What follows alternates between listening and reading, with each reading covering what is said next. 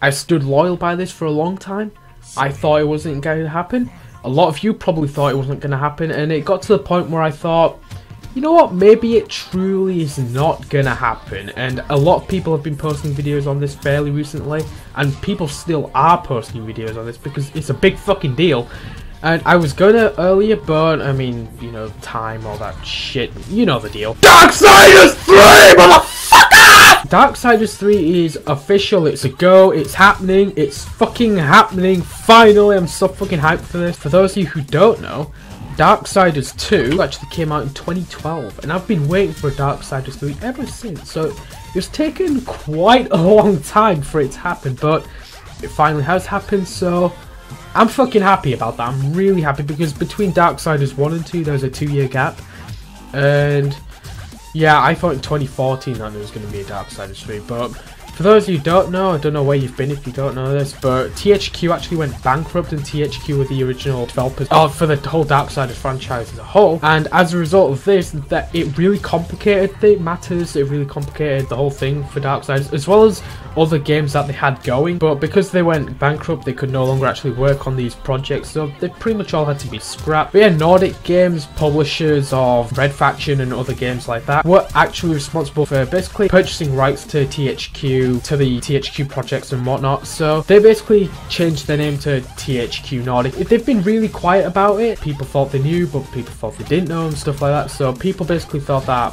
they were working on a Darksiders 3 and they were bringing back other projects which were, I guess, scrapped due to THQ going bankrupt. However, it is now official that Darksiders 3 is actually going to happen, and now THQ Nordic are responsible for the Darksiders War Mastered Edition, which is brilliant because the first part wasn't great. The Darksiders 2 definitive part, the 7th generation, 8th generation, I think it's the 8th generation consoles, you know, like the PS4, Xbox One, the PC itself, what you name it. The Darksiders 2 part, not as good as the Darksiders 1 part, I'm just going to say. I still get occasional frame drop when I play, even though I play on a 750 Ti. However, on Darksiders 1, no lag. So the part on the War Mastered part was brilliant, it was absolutely amazing, but for Darksiders 2, it was alright, and you still got the trophies and this and that, so it was good, but it could have been better. That left the question on everyone's minds: if Darksiders 1 has been remastered, if Darksiders 2 has been remastered,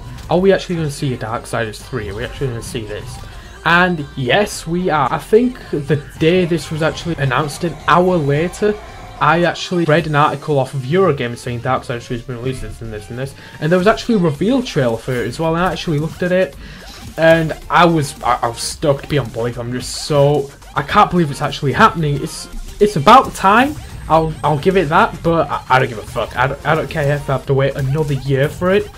As long as it's good, as long as the wait is worth it, I care not. Yeah, I finally have a reason, I have a reason to live. I've got Darksiders 3 coming, and that should, in theory, get me off of Mortal Kombat when that game comes out. So yeah, if you don't know, I've got a huge Mortal Kombat problem. Not huge, I have a colossal Mortal Kombat problem. Mortal Kombat gameplay is being displayed as of this moment. That's how much I play Mortal Kombat. It's the only game in which I can actually retrieve footage from to actually make these non-live video commentaries work, because I don't play any other game IRL or on YouTube. Or even Twitch when I'm streaming, I don't play other games. I just play Mortal Kombat. Mortal Kombat, Mortal Kombat, Mortal Kombat, death. That's my as of now, that's pretty much the way my life is headed. So I watched the reveal trailer for Darksiders 3. There were a lot of people saying this, a lot of people saying that, whatever. So there were a lot of things going around. Personally, I can't wait. I'm wondering how the gameplay is going to be, because prior to the actual confirmation of Darksiders 3, a lot of people were assuming that Strife was going to be a playable character. For those of you who don't know what Strife looks like, I'll pop a picture of him right here so you know exactly what it looks like. It looks like badass. So a lot of people thought that the revolver-wielding horseman will be returning or making his debut to the Darksiders franchise and be the playable character, the main protagonist of Darksiders 3. However, we get Fury, who is kind of more of a woman than a man, but it's all good. As far as Fury goes, a lot of people complaining about the way she looked in the actual franchise, in the game, in the reveal trailer, because for those who didn't see, this is a picture of Fury.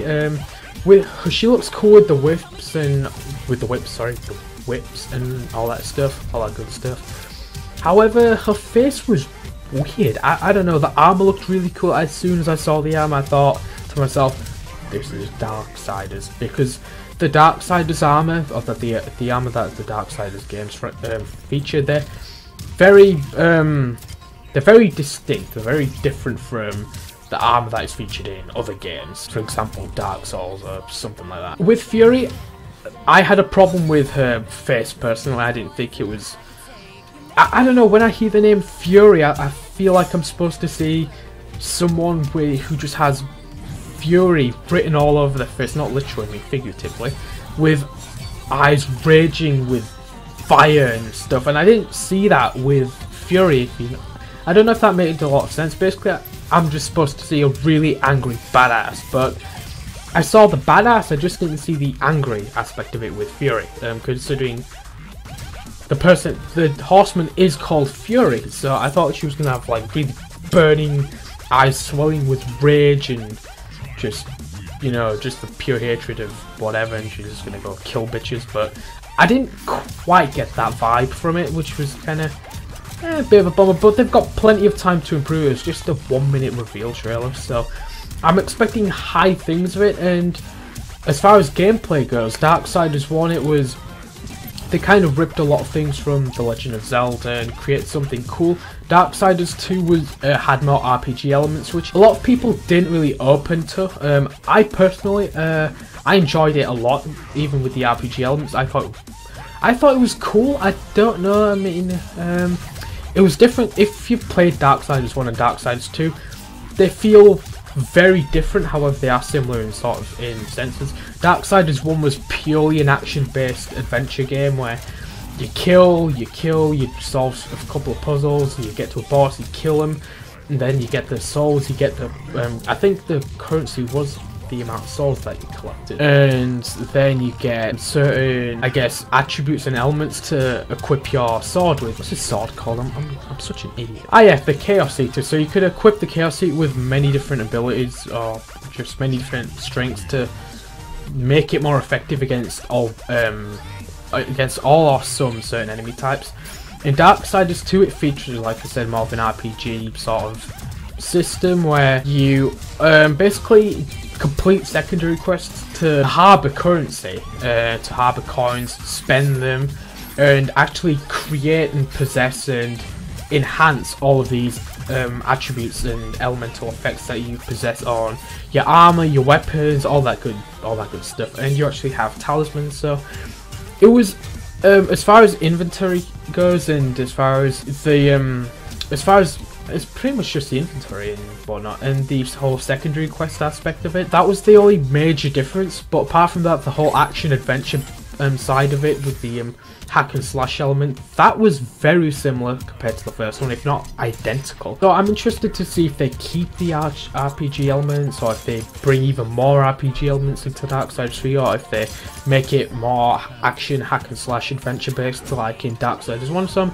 interested to see where they go with it. So drop your thoughts down in the comment section below. Let me know what you think of it. Let me know what you want to see for Darksiders 3, and also comment about Darksiders 4 possibly, because if we're getting a 3, we're probably going to get a 4th one. Obviously depending on the success rate of Darksiders 3. However, I imagine as soon as Darksiders 3 is released to the market, I'm pretty sure all of the Darksiders fans are just going to go nuts, and they're just going to be like, shut up and take my money! Because I know for a fact I am. So let me know what you think about that down in the comment section below. And yeah, that's been that. This has been Sides and Knives, and yeah, maybe I've still got more gameplay footage to roll, so that's me done talking. You can just enjoy the rest of the Mortal Kombat gameplay. Yeah, so take care, and I'll see you all later.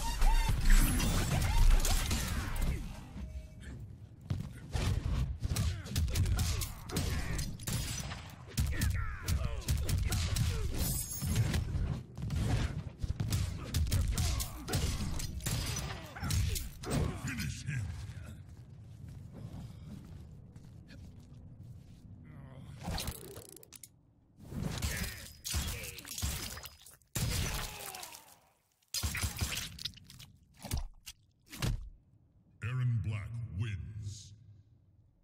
Fatality.